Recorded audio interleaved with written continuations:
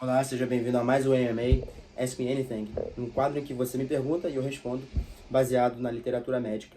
Meu nome é Gabriel Barros, sou estudante de medicina e, deixando um aviso, primeiramente, eu acho melhor, que vai ficar interessante para todo mundo, uma dinâmica mais interessante, a gente deixar o AMA para cada 2 semanas, 2 vezes no mês, a gente fazer o AMA ou até mesmo uma vez no mês, que a gente consegue coletar a maior quantidade de perguntas e o vídeo ficar mais completo, não ficar picado com poucas perguntas, para a gente poder fazer uma biblioteca, digamos assim, de perguntas em um vídeo só, que fica mais prático para todo mundo.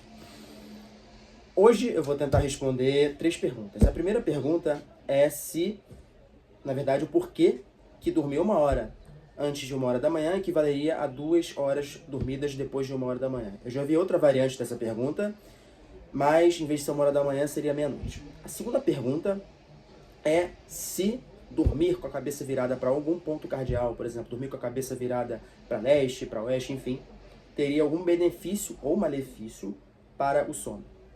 A terceira pergunta é como solucionar noctúria. A pessoa perguntou, micção noturna interrompendo o sono, como solucionar? Essa pergunta é muito importante, eu mesmo já sofri muito com noctúria, tem muitos fatores envolvidos. Eu vou tentar abordar o máximo, com o máximo de nuances, mas não vou sanar a questão, porque é muito mais complexo e talvez merece até um outro vídeo só para tratar de noctúria. Então, sem mais delongas, vamos começar. A primeira pergunta é o porquê que dormir 1 hora antes de 1 hora da manhã equivaleria a 2 horas depois de 1 hora da manhã. Essa premissa tem grande probabilidade de estar errada. Por quê? Talvez a pessoa que perguntou isso, primeiro, ela tem essa dúvida de outra pessoa ou ela mesmo tem essa percepção. E ela pode ter essa percepção porque talvez ela tenha um cronotipo mais voltado para amanhã. Ou que ela seja do cronotipo leão, de acordo com o sistema de cronotipos do Dr. Michael Bruce. Que tem o leão, tem o golfinho, e tem o lobo e o urso. Explicando rapidamente, o leão é aquela pessoa que tende a dormir mais cedo, acordar mais cedo, sentir fome mais cedo, fazer suas atividades mais cedo e sentir sono logo cedo da noite. O urso é aquela pessoa que tende a acordar mais tarde, tende a fazer suas atividades na parte ali da tarde, um pouquinho no final da manhã, e tende a prolongar um pouquinho suas atividades até a noite, mas ela ainda não dorme tarde igual ao lobo. E, por sua vez, o lobo é aquela cronotipo em que a pessoa tende a dormir mais tarde, acordar mais tarde, fazer suas atividades mais na parte da noite. E tem o golfinho, que é um indivíduo que teria um padrão de sono errático, dormiria pouco e não sofreria consequências em relação a isso. Tá bom. Obviamente que esse sistema é questionável, os cronotipos podem ser mudados de pessoa para pessoa, a pessoa pode mudar seu cronotipo, isso tudo varia em relação à ingestão alimentar, temperatura e exposição à luz, que são as pistas principais para mudar o reloginho biológico que a gente tem, que é o ritmo circadiano. Então, essa pessoa que tem essa percepção, pode ser que ela seja do cronotipo leão, em que ela tende a dormir mais cedo, mas quando ela dorme tarde, ela já tende a acordar cedo e parece que ela não teve um sono reparador. Então, em resumo é isso. Porém, existem nuances. A primeira delas é que existiria um racional biológico para sustentar o que essa pessoa está falando. A primeira parte é em relação aos hormônios.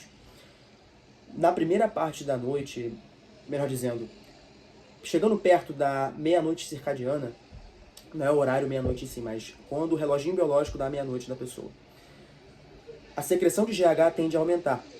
Os pulsos de GH tendem a ficar mais intensos. Obviamente, se a pessoa não se encheu de carboidrato, porque o carboidrato inibe a secreção de GH. Então, não obviamente inibir a ponto de acabar com a secreção de GH, mas desviar o equilíbrio para menor secreção. Vamos botar assim. Então, o GH ele tem o papel de promover o sono, de deixar o sono mais reparador. Não vou entrar no mecanismo em si, mas em resumo é isso. E também temos a clássica, a óbvia, a melatonina. A melatonina, ela tende a ter uma maior secreção quando chega ali o pôr do sol e ao anoitecer. Ela vai subindo a sua concentração. Obviamente, se a pessoa não fazer o atraso dessa secreção de melatonina por meio de exposição à luz errada, enfim, tudo certinho. E aí, quando chega aproximadamente 3 horas da manhã, obviamente também considerando os ritmos circadianos de cada pessoa, essa concentração de melatonina vai abaixando, aí o cortisol vai aumentando e a pessoa vai acordar, enfim. Pode ser que na primeira parte da noite isso ocorre, como eu já expliquei. Então a pessoa pode ter um sentimento, uma percepção subjetiva, principalmente as pessoas do cronotipo leão, que o sono delas é melhor quando elas dormem mais cedo em relação a quando elas dormem mais tarde. O segundo ponto, a segunda parte desse racional biológico, é que nas primeiras partes da noite, ou nos primeiros ciclos do sono, a maior predominância de sono não REM, ou seja, sono N1, sono N2 e sono N3. Sono N1 é aquele sono leve, sono N2 é um sono um pouco mais pesado, e o sono N3 que é o sono profundo. E esse sono profundo está muito associado à recuperação do corpo, a recuperação cerebral, a recuperação muscular. É o sono que dá aquele tom de restauração. Quando a pessoa realmente sente que ela dormiu bem, provavelmente ela teve um tempo adequado de sono N3, que fez com que ela acordasse com aquele sono reparador. Ela sentiu que descansou mesmo. Então tem essas duas componentes do racional biológico. Mas o que eu acho mais provável é em relação ao cronotipo mesmo. Não existe, aparentemente, não é algo que é suportado pela literatura. Perfeito? Segunda pergunta. Segunda pergunta é em relação a você dormir virado com a cabeça para algum ponto cardial, para leste, oeste, enfim, faria alguma diferença? Teria algum benefício ou malefício? Não parece ser o caso.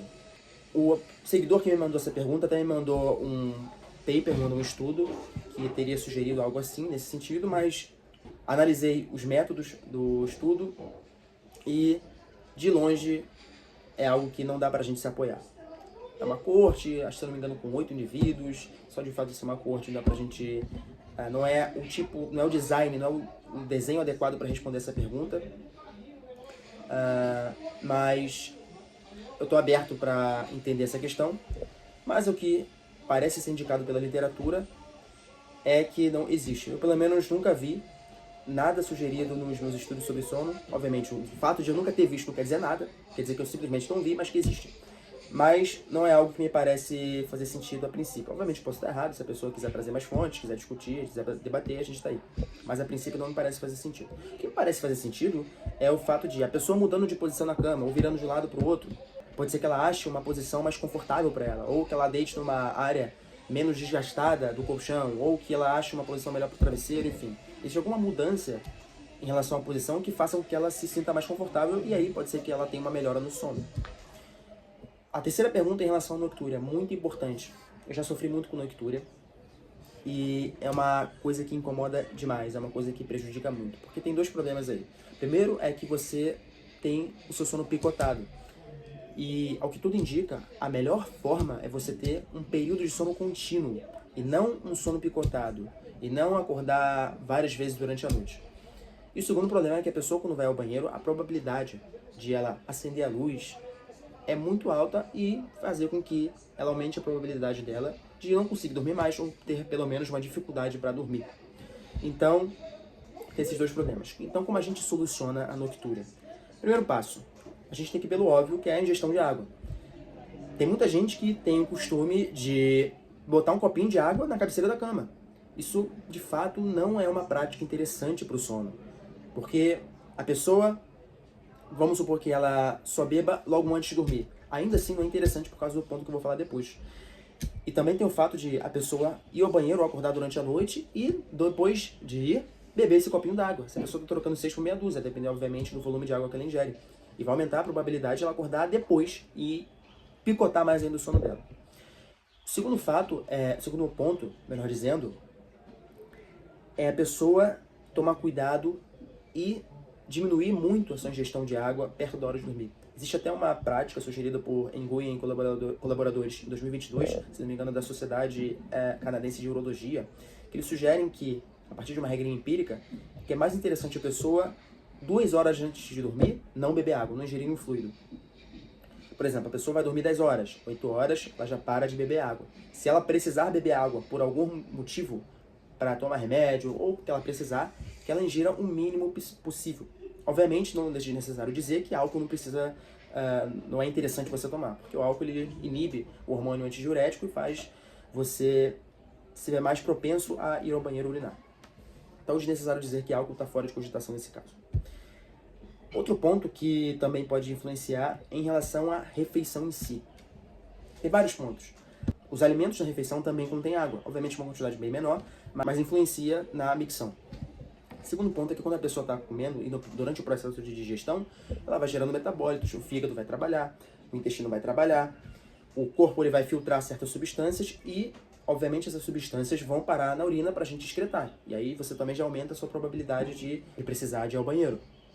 Terceiro ponto, se a pessoa ingerir muita proteína, além da capacidade que ela precisa, vai ser excretada a ureia, porque a decomposição das proteínas em aminoácidos e posteriormente ureia é eliminada pela urina. Então a pessoa pode ter esse aumento de produção de urina porque ela comeu muita proteína, além do que ela precisa. Terceiro ponto é em relação à glicose, ao excesso de glicose nessa última refeição. E aí já entra no caso dos diabéticos. Os diabéticos, eles também tendem a ter a maior propensão a ter noctúria, a acordar durante a noite para poder urinar. Porque tem um excesso de glicose no sangue e esse excesso precisa ir para algum lugar. Não pode estar dentro do sangue, não pode ir para as células, porque senão vai oxidar tudo. E o mecanismo que o corpo tem para mitigar isso é fazendo glicosúria, ou seja, jogando glicose para a urina. Então, a pessoa tem uma maior propensão a ir ao banheiro toda hora, até durante o dia, e durante a noite também é refletido. Mas especificamente as pessoas que não são diabéticas, se a pessoa tem uma refeição muito carregada em glicose, muito carregada em carboidrato, ela pode ter uma glicosúria transitória, em que ela, por algumas horas, por alguns momentos, ela pode eliminar a glicose na urina até tirar esse excesso que ela não conseguiu absorver. Outro problema também que é muito comum no brasileiro, o brasileiro não consegue ficar sem um cafezinho, impressionante, é o café. Principalmente se a pessoa ingerir café ali mais pra tarde, ao anoitecer, e tem gente até que toma café durante a noite. É muito problemático porque a cafeína também dá um estímulo para micção. A cafeína também estimula a pessoa a ir mais ao banheiro. Então é bem interessante a pessoa, de forma alguma, se ela quiser dormir bem, não ingerir café à noite ou não ingerir café à tarde. A meia-vida da cafeína normalmente é de 6 horas, ou seja, se você ingere, por exemplo, 100 mg de cafeína meio-dia, 18 horas ainda vão ter 50 mg de cafeína no seu corpo. Obviamente que tem pessoas que metabolizam a cafeína de forma diferente, tem metabolizadores lentos, metabolizadores rápidos, mas a maioria das pessoas, aparentemente, são metabolizadores normais. Outra coisa que não é só a cafeína, não é só o café, melhor dizendo, que tem cafeína. Certos refrigerantes, aquele bem famoso que tem cola, o chocolate também contém cafeína. Então, dependendo da quantidade que você bebe, você também está jogando cafeína, uma cafeína escondida, que você, a princípio, não conhecia, e está aumentando a sua probabilidade de acordar durante a noite para urinar. Então, essas práticas podem ser interessantes para você diminuir a probabilidade de você de acordar durante a noite. Obviamente que tem certas populações que têm maior probabilidade de acordar durante a noite para urinar, por exemplo, as mulheres grávidas, diabéticos, seja do tipo 1, seja do tipo 2, etc. Então, de qualquer forma, converse com seu médico, existem alguns medicamentos também que podem ser utilizados, mas, em resumo, essas práticas, se você aplicar, essas sugestões, se você aplicar, podem ser interessantes para você resolver o seu problema. Outra, não se esqueça de inscrever, tem um botãozinho aqui embaixo, escrito inscreva-se ou inscrever, enfim, para você ficar por dentro de todas as vezes que eu postar vídeo, não perder nenhum conteúdo.